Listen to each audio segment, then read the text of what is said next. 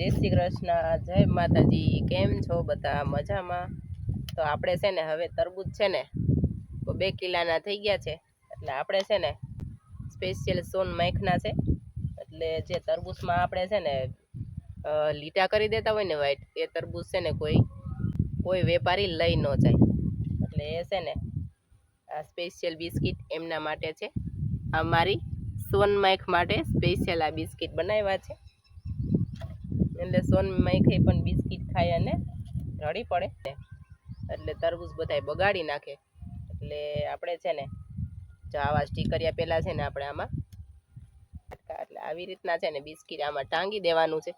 ખીલી લઈને હોલ પાડી દીધા હતા, અને આમાં પછી બિસ્કિટ રાખીને આવી રીતના પેક કરી દેવાનું છે। સારામાં સારું રિઝલ્ટ લાવે, તરબૂચને કાંઈ નુકસાન ન થાય, એટલે આવી રીતના છે ને આપણે ટાંગી દેવાના છે। વસ્તુમાં જે વેજીટેબલ હોય ને આપણે વાવેલા હોય ને શાકભાજી, એમાં પણ આ લગાવી દેવાય, એટલે એમાં પણ સોન માખ ના આવે। ગમે એ ફ્રૂટ વાવ્યા હોય કે ગમે એ હોય, એમાં બિસ્કિટ લગાડી દેવાય। તમે જોઈ શકો છો આવી રીતના આ બિસ્કિટ